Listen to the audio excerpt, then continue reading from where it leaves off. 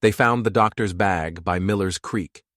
It was sitting on the damp earth, still wet with morning dew, the leather stained dark with blood that didn't belong to Doc Morrison. In a town like Copper Ridge, where death had been collecting souls like a banker collecting debts, this felt different. This felt wrong. The year was 1887, and the fever had taken more folks than the preacher could count. But Doc Morrison, he was the one who fought back. He was the town's quiet, steady-handed miracle worker. And now, he was gone. The townsfolk whispered that the good doctor had finally met his match. Sheriff Brennan, a man who preferred easy answers to hard questions, declared the case closed before it was even open. "Bandits," he'd muttered, spitting tobacco juice into the dust. Or maybe he just fell in the creek. Either way, he's gone. But 17-year-old Jake Hutchkins knew better. He stood behind a weathered fence post, his hat pulled low, watching the sheriff poke at the bag with the toe of his boot. Jake wasn't a lawman. In fact, the law and him were barely on speaking terms. But he'd seen something the sheriff had missed. He'd seen the tracks leading away from the creek, away from the town, and straight into the jagged mouth of Devil's Canyon. Footprints that told a story the sheriff was too scared to even read. Jake didn't know what that story was, not yet. He only knew he owed the doc. He owed him everything. Following those footsteps would lead him straight into the heart of a secret more dangerous than any outlaw, more valuable than any gold mine, and more deadly than the fever that stalked their lands. A secret the frontier had buried deep and prayed would never be found. What he was about to uncover wouldn't just change his life, it would change the world. The autumn wind howled through Copper Ridge like a ghost, carrying the scent of sage and the promise of a hard winter. For Jake, life had always been a hard winter. He'd been stealing to eat since he was old enough to run, a lonely kid in a shack on the edge of town with a future that looked as bleak and empty as the desert plains. 3 months ago, Sheriff Brennan had caught him taking a loaf of bread from Murphy's store. He'd stared down at Jake, his eyes cold. "Next time, boy," he'd warned. "It's territorial prison, no more chances." But then Doc Morrison had appeared. He'd stepped in, silent and calm, and paid for the bread. He hadn't preached. He hadn't judged. He'd just looked at Jake and offered him a job mucking out his stable in exchange for meals. It was the first time anyone had offered Jake a hand instead of a fist. The doc had saved his mother from the fever with strange, clear liquids in small glass bottles, medicines that worked when nothing else would. He was a man of quiet miracles and deep secrets. Jake had noticed things.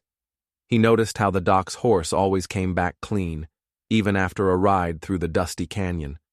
He noticed the doc carried 2 medical bags, a large one for everyone to see, and a smaller, locked satchel that he never, ever opened in front of anyone.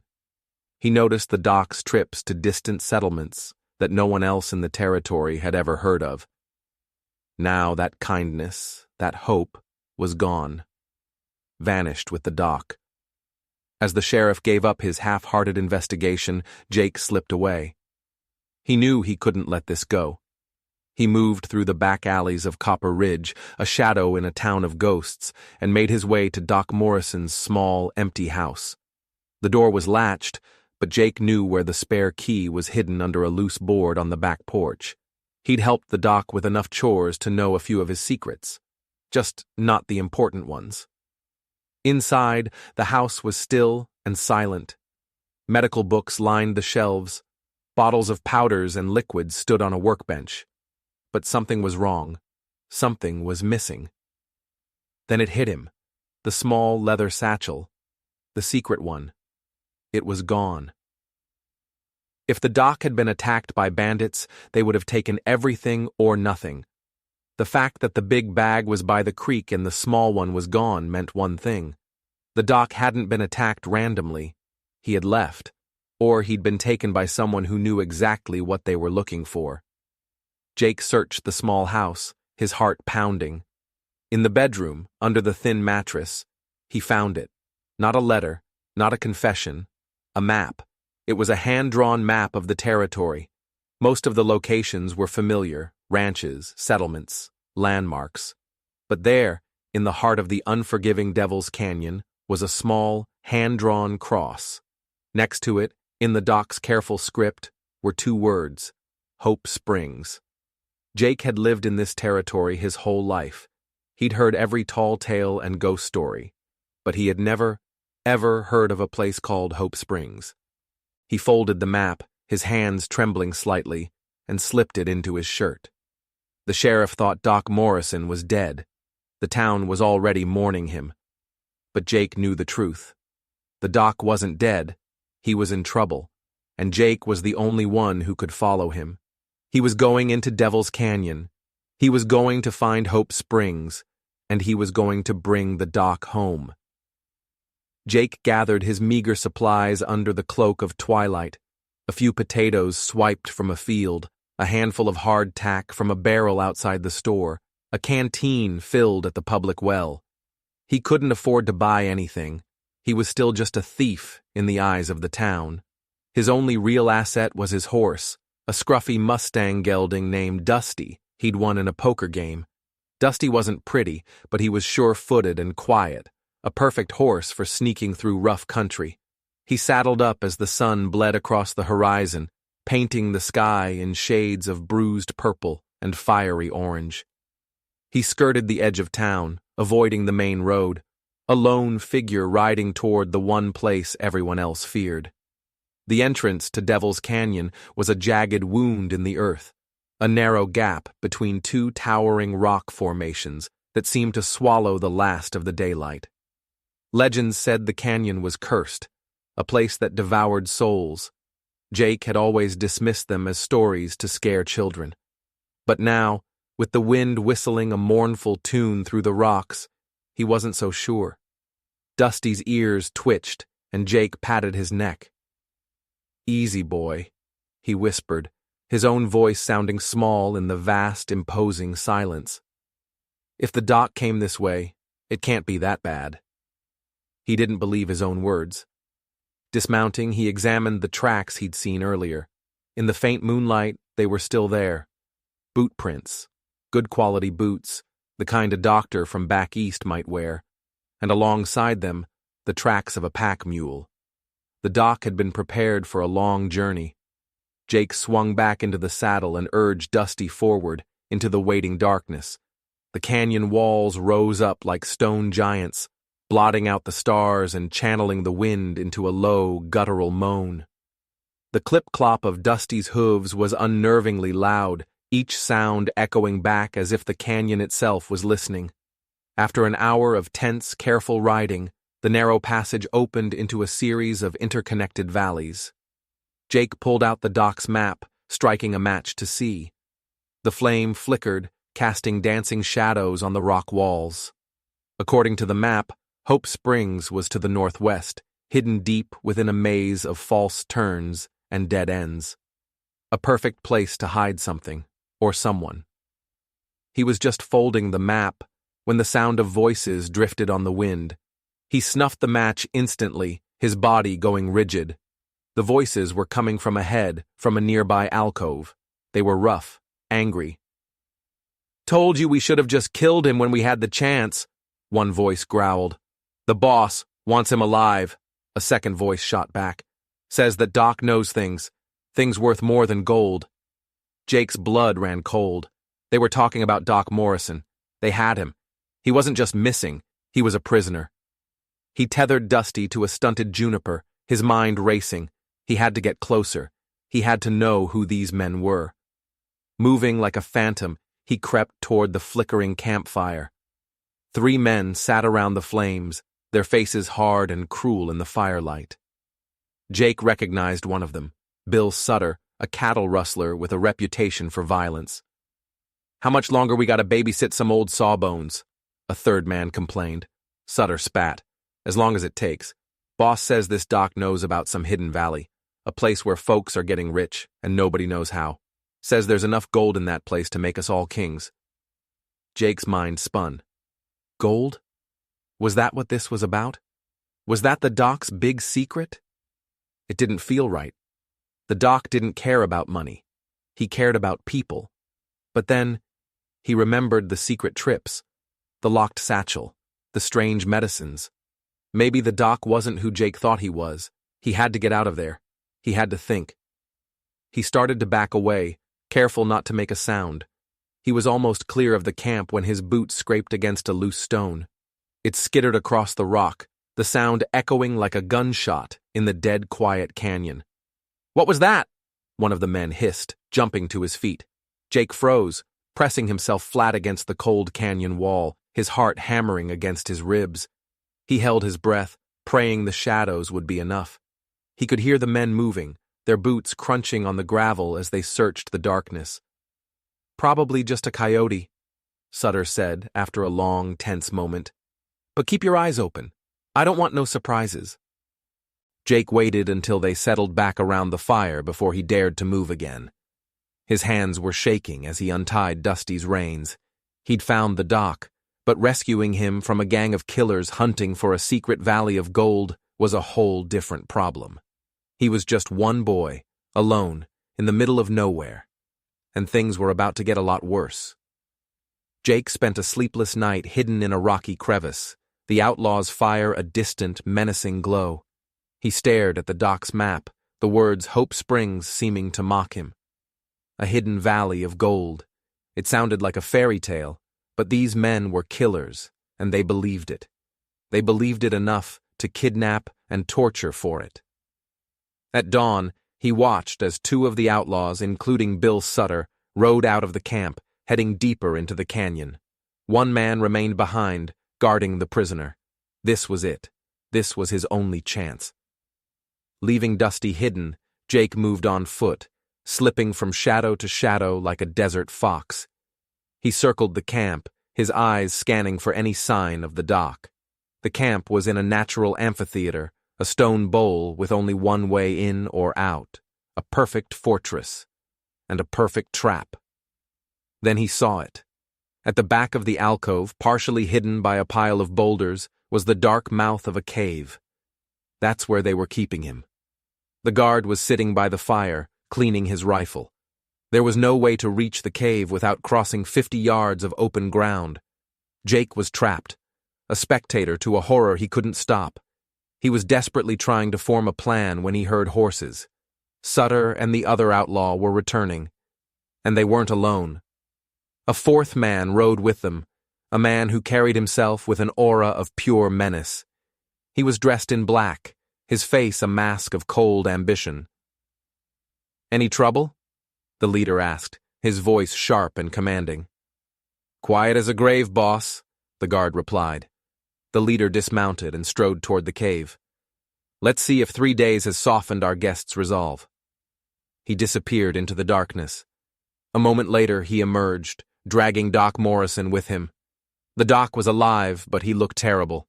His face was bruised and swollen, his clothes torn. But his eyes, when he lifted his head, were still defiant. "Doc," the leader said, his voice deceptively calm. "I'm a patient man, but my patience is wearing thin. Tell me where to find Hope Springs." Doc Morrison stared him down. "I've told you before, Crenshaw. I don't know what you're talking about." Crenshaw. The name hit Jake like a physical blow. Samuel Crenshaw, the most ruthless, feared outlaw in the territory. This wasn't just some band of rustlers. This was the devil himself.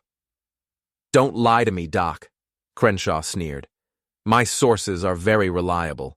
They tell me you've been making secret trips into this canyon for months, treating prospectors who've struck the richest vein this territory has ever seen. They pay you in pure gold nuggets, don't they, Doc?" So that was it. It really was about gold. Jake's heart sank. "My work is my own business," the doc said, his voice strained but steady. "I took an oath to do no harm. That includes betraying the trust of my patients." Crenshaw's face darkened into a murderous scowl. "Your principles are about to get you killed. I'll give you until sunrise. Then my men will start taking you apart, piece by piece. You will tell me where that gold is." Crenshaw shoved the doc back toward the cave. Jake had seen enough. He couldn't fight 4 armed men, let alone Crenshaw's whole gang. He needed help. Real help. As he scrambled back to Dusty, his mind raced. Sheriff Brennan was useless. The people of Copper Ridge were farmers and shopkeepers, not fighters. Who could he turn to? Then he remembered. A name the doc had mentioned once. A lawman in the next town over, Pine Valley. A man known for being tough, honest, and utterly fearless. A man who hated outlaws like Crenshaw with a fiery passion. A man named Tom Brennan, the sheriff's own brother. It was a long shot, a desperate gamble, but it was the only one he had. Jake leaped onto Dusty's back and kicked him into a run, flying out of Devil's Canyon like a bat out of hell. He pushed the horse harder than he ever had before, the rocks and sagebrush a blur. Pine Valley was a full day's ride away.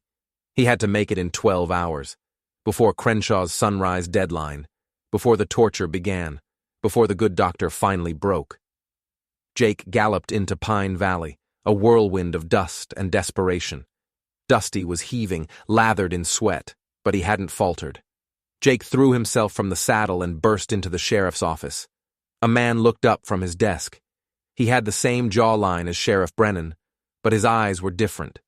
They were sharp, intelligent, and missed nothing. This was Deputy Tom Brennan. "You're Jake Hutchkins," Tom said, his voice flat. "My brother sent word. Told me you were trouble." "Deputy, you gotta help me," Jake gasped, trying to catch his breath. "Doc Morrison, he's alive. Samuel Crenshaw's got him in Devil's Canyon. They're gonna kill him." Tom Brennan's expression shifted instantly. The casual dismissal was gone, replaced by a razor-sharp focus. "Crenshaw? You're sure?" "I saw him with my own eyes," Jake said, stumbling forward. He pulled the crumpled map from his shirt and slapped it on the desk. "I found this in the doc's house. It's a map to a place called Hope Springs. That's what Crenshaw's after, a secret gold mine. He's gonna torture the doc to find it, at sunrise." Tom studied the map, his jaw tight. "I've heard whispers, rumors of a hidden strike. Never put much stock in them." He looked up, his gaze pinning Jake to the spot. "This could be a trap, Hutchkins. A story to lure me and my men into an ambush." "Why would I do that?" Jake pleaded. "My brother says you're little more than an outlaw yourself. Why should I trust a word you say?" The accusation stung, but Jake met his gaze without flinching. "Because Doc Morrison saved my mother's life," he said, his voice raw with emotion. "And because he's the only person who ever gave me a second chance. He treated me like I was worth something. I'm not asking you to trust me, Deputy. I'm asking you to help me save a good man." Tom Brennan was silent for a long, heavy moment. He looked from Jake's desperate face to the map on his desk. He was weighing the boy, the story, the risk. Everything hung in the balance. Finally he stood, his decision made. "All right, Hutchkins, we ride." He grabbed his hat and gun belt. "But we do this my way. I've got 2 men I trust with my life, Jim Crawford and Pete Martinez, both ex-cavalry, both fought Apaches, and both of them would love a chance to put a dent in Crenshaw's gang. Can you get us back into that canyon without being seen?" "I can get you close," Jake said, a wave of relief washing over him. "Good," Tom said, his voice grim. "Let's go get my men. We've got a few hours to stop a murder." But as they rode out of Pine Valley, a posse of 4 against an army of outlaws, Jake had a gnawing feeling in his gut. He'd seen Crenshaw's cruelty. He'd seen the desperation in the doc's eyes. They weren't just riding to stop a murder. They were riding into a war. The ride back to Devil's Canyon was a frantic, desperate race against the rising sun. Tom Brennan pushed the pace, his 2 deputies, Crawford and Martinez, riding like shadows beside him. Crawford was a grizzled old sergeant with eyes that had seen too much war. Martinez was younger, quieter, a man who moved with the deadly grace of a panther. "Crenshaw's boys are smart and they're vicious," Crawford said as they rode, his voice a low, gravelly rumble. "They don't leave witnesses. If they got the doc, time is a luxury we don't have." "What's the plan?" Jake asked, his knuckles white on Dusty's reins. "We go in quiet," Tom said. "Get the dock. Get out. If quiet doesn't work—" He paused, letting the words hang in the air. "Then we get loud." They reached the canyon as the first hint of gray lightened the eastern sky. Sunrise was coming. They were almost out of time. Jake led them through the hidden trails he knew, dismounting at the same secluded spot where he'd camped before. "The camp is just ahead," Jake whispered, sketching a layout in the dirt with a stick. "Amphitheater. One way in, one way out. 4 men when I left, including Crenshaw. Doc's in a cave at the back." "A perfect kill box," Martinez murmured, checking his rifle. "Crawford, Martinez," Tom ordered. "You take the high ground. Find a perch overlooking the camp. Don't fire unless I give the signal, or unless they start on the dock. Jake, you're with me. We're going in to get him." The moon was a pale sliver in the sky as Jake and Tom crept forward. The air was cold, still, and pregnant with violence. They could see the glow of the campfire ahead, hear the low murmur of voices. Crenshaw's deadline had arrived. Jake's heart hammered against his ribs. This was it, the moment of truth. They moved like ghosts along the canyon wall. The plan was terrifyingly simple. Tom would create a distraction while Jake sprinted for the cave, grab the dock and run like hell while Crawford and Martinez provided covering fire from the rim. Jake reached the rocks near the cave entrance, his breath catching in his throat. He could hear movement inside. He could hear Doc Morrison's voice, low and strained. But he was speaking to someone. "Doc," Jake whispered, his voice barely a sound. "Doc, it's me. Jake." The movement inside stopped. A moment of silence, then the doc's voice, weak but clear. "Jake? Son, is that you?" "Yes, sir. I brought help." "We're getting you out." "Listen to me, Jake," the doc said, his voice urgent, laced with a new kind of fear. "You don't understand. I'm not the only one in here." Jake's stomach turned to ice. A guard. They'd left a guard in the cave with him. "It's not a guard," the doc's voice came again, strained. "There are 3 other people here with me. Civilians. They were captured trying to help me. A man, his wife, and their daughter. They're from Hope Springs." The world seemed to tilt on its axis. Not just the doc. 4 hostages. 4. The plan was already a long shot. Rescuing 4 people from the middle of an armed camp wasn't a long shot. It was suicide. Tom was waiting for his signal. Every second they wasted increased the odds of discovery. "Doc, the plan wasn't for 4 people," Jake whispered, his mind reeling. "I know, son," the doc replied, his voice filled with despair. "But I will not leave these people. They came for me. I won't abandon them to Crenshaw." He was right. Jake knew he was right. They couldn't leave innocent people to be tortured and killed. He closed his eyes, took a deep breath, and made a decision. He cupped his hands to his mouth and made the sound of a screech owl, the signal. A moment later, Tom Brennan's voice boomed across the camp. "Samuel Crenshaw, this is Deputy Tom Brennan. You're surrounded. Come out with your hands up." The camp exploded. It wasn't surrender. It was a storm of gunfire. Muzzle flashes lit up the dawn as Crenshaw's men grabbed their rifles and opened fire in every direction. Crenshaw was screaming orders, a general in a sudden war. "Now, Doc!" Jake yelled. "Get them out, fast!" Doc Morrison stumbled out of the cave, followed by a gray-bearded man, a woman with terror in her eyes, and a younger woman, barely older than Jake, who was shaking so badly she could hardly stand. "This way!" Jake shouted, pointing toward the back of the amphitheater, where the rock wall was lowest. Gunfire ripped through the air around them. From the canyon rim, the heavy crack of Crawford's and Martinez's rifles answered back, providing covering fire.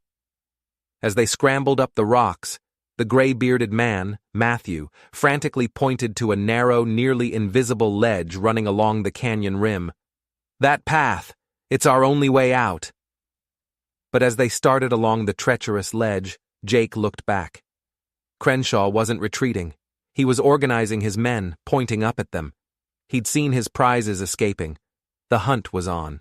They were 100 yards along the ledge when they heard the thunder of hooves from the canyon floor below. Crenshaw had his men mounted. They were coming. They would be cut off in minutes. "Here!" The woman, Elena, cried out, pointing to what looked like a simple crack in the rock face. "There's a passage." They squeezed through the narrow opening one by one, tumbling out into a place that shouldn't exist. It was a valley, a perfect, hidden valley, nestled within the stone heart of the canyon. A stream cut through lush green grass. Small, well-built cabins dotted the landscape, and everywhere there were small, carefully tended gardens filled with strange, glowing flowers. "Welcome," Matthew said, his voice heavy with resignation, "to Hope Springs." Jake stared, dumbfounded. This wasn't a mine. It was a town, a secret town. "Very few people know this place exists," Doc Morrison said, leaning heavily on Jake. He looked pale, feverish. "The people here, they found something. Something more valuable than gold." "He knows," the young woman Sarah whispered, her eyes wide with terror. "Crenshaw, he knows about this place. He'll find the entrance. He'll bring his whole army." Just as she spoke, a fresh volley of gunshots echoed from the canyon they'd just fled. The battle wasn't over. Tom, Crawford, and Martinez were still out there, fighting for their lives, fighting for them. Jake had left them behind. "I have to go back," Jake said, turning back toward the passage. "Son, that's suicide," the doc protested. "They came for me," Jake shot back, his voice thick with guilt. "They risked their lives because I asked them to. I'm not leaving them to die alone." Matthew, the patriarch of Hope Springs, stepped forward, his face grim. "You won't go alone. We have 6 good men here. Men who know this canyon. Men who have their own reasons to see Crenshaw's evil wiped from this earth." Suddenly, Jake was no longer a boy playing hero. He was part of a small, desperate army. The peaceful homesteaders of Hope Springs revealed themselves to be hardened fighters, grabbing rifles from hidden caches in their cabins. They were a mix of ex-soldiers and prospectors who had come to this valley seeking peace, but had never forgotten how to fight for it. Doc Morrison, despite his condition, grabbed his medical bag. "I can still patch holes," he said with a grim determination. "There's a back way," one of the settlers, a man named Dawson, explained. "A passage called Devil's Throat. It'll bring us out on the canyon floor, behind Crenshaw's position." As they moved through the darkness of the passage, Jake's world had been turned upside down. Hours ago, he was a teenage outlaw. Now he was leading a secret army from a mythical town to rescue the lawmen who had come to rescue him. They emerged from Devil's Throat into chaos. The gunfight was now a full-blown battle. Crenshaw had more men. Reinforcements must have been camped nearby. At least a dozen outlaws now pinned Tom Brennan's small group behind a cluster of boulders. "They're trapped," Dawson grunted. "Crenshaw's got them completely surrounded." Jake could see that Crawford was down, wounded. Martinez was firing sparingly, trying to conserve his last few rounds. Tom was crouched low, a pistol in each hand, a man fighting a battle he knew he couldn't win. The odds were impossible, hopeless. But Tom Brennan had believed him when no one else would. He had ridden into hell on the word of a thief. Jake chambered around in his rifle, the sound echoing in the tense silence. "All right," he said, his voice steady, devoid of the fear that was churning in his gut. "Let's go save some lawmen." The plan was born of desperation. Dawson and his men would circle wide, trying to get behind Crenshaw's main force. Jake, the Doc, and the Kane family would create a diversion, attacking from the flank to draw fire and give Tom's men a chance to break free. Jake crept through the rocks, his heart pounding a frantic rhythm against his ribs. This wasn't a fist fight behind a saloon. This was war. "Easy, son," Doc Morrison whispered, moving beside him with a surprising sureness. "Just make enough noise to confuse them." But as they got into position, Jake saw it was worse than he'd thought. Crenshaw's men were closing in for the kill, moving from rock to rock, tightening the noose around the pinned-down lawmen. They didn't have minutes. They had seconds. "No time," Jake hissed. "We have to go now." Doc Morrison gave a grim nod. "Make your own luck, son." Jake raised his rifle, took aim at a shadow moving near the rocks, and fired. In the same instant, the doc's rifle cracked beside him. The surprise was total. 2 of Crenshaw's men cried out and fell. The others spun around, shocked, searching for the source of this new attack. "We're flanked!" one of them screamed in panic. "They're behind us!" It was the opening they needed. Tom, Brennan, and Martinez exploded from behind their cover, firing as they ran, scrambling for higher ground. The tide of the battle, for one brief, glorious moment, seemed to turn. But Crenshaw was a wolf. He didn't panic. He rallied. Jake could hear his voice cutting through the gunfire, shouting orders, redirecting his men. And then Jake heard it, a sound that chilled him to the bone. The thunder of more horses, many more, coming hard from deeper in the canyon. "Reinforcements," Doc Morrison said, his face ashen. It wasn't just a few more men. It was an army. They were now hopelessly, impossibly outnumbered. "Doc, we have to fall back," Jake said, his voice tight. "We got you out. That was the mission." But the doc shook his head, a strange fire in his feverish eyes. "No, Jake. If we run, he'll hunt us down. He'll hunt down everyone from Hope Springs. He'll burn that valley to the ground to get what he wants. The only way any of us live through this is if we finish it. Right here. Right now." Jake knew he was right. Running was just a slower way to die. His mind raced, desperately searching for an answer, a miracle. And then he remembered the map he'd found in the doc's house. It showed every passage, every trail in this part of the canyon. "Doc, the map," Jake said urgently. "Is there a place? A bottleneck? Somewhere we can trap them?" The doc's eyes widened in understanding. He thought for a second, then nodded. "Widow's Gap. It's a passage about a half-mile from here, barely wide enough for 2 horses. It opens into a box canyon. No other way out." "A trap," Jake breathed. "We lure them in, and Dawson's men seal the entrance."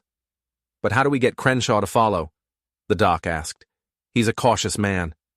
"We make him think we're panicking," Jake said, a desperate plan forming in his mind. "And we give him bait he can't resist." He looked straight at the doctor. He still thinks you're the key to that gold." "He'll follow me to the ends of the earth," the doc agreed. "But someone has to lead that chase.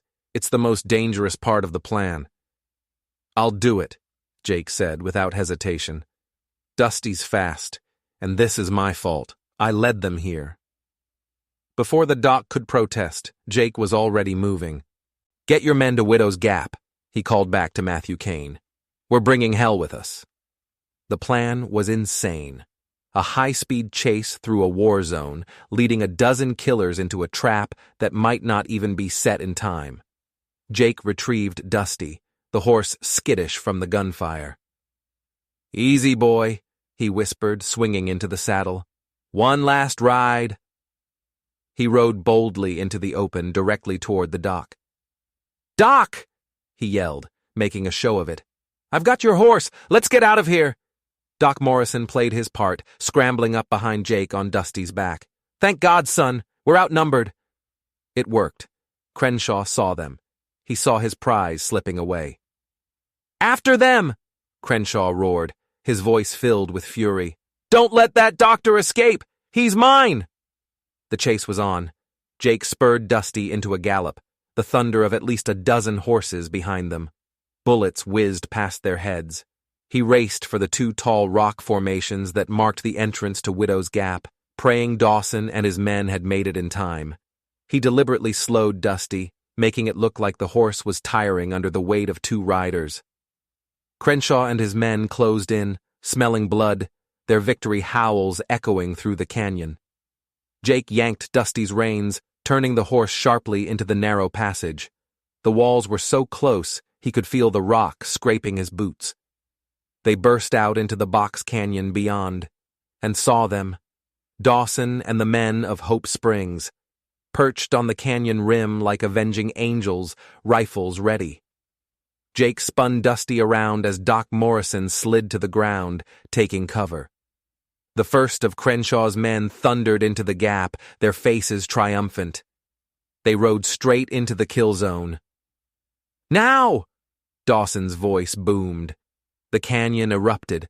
Gunfire rained down from above. It was a slaughter.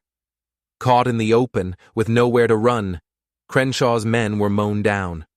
Some tried to turn back, but Jake and the Doc opened fire from the canyon floor, sealing the trap.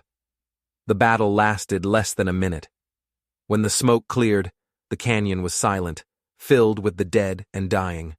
Only one man was left on his horse, his face a mask of disbelief and fury. Samuel Crenshaw. "Don't shoot!" he screamed, throwing down his pistol. "I surrender." Just as Pete Dawson and his men started to climb down from the rim, a new sound echoed from the passage. More horses. "Jake! Doc!" Tom Brennan's voice called out. He rode into the canyon, Crawford and Martinez right behind him, their faces grimed with smoke and blood, but alive. The rest of his gang scattered when they heard this, Tom reported, gesturing to the carnage. "The fight's over. We got him, Jake. We got the devil himself." But Jake was looking at Doc Morrison, who was leaning against a rock, looking paler than ever. The fever that had gripped him seemed to be getting worse.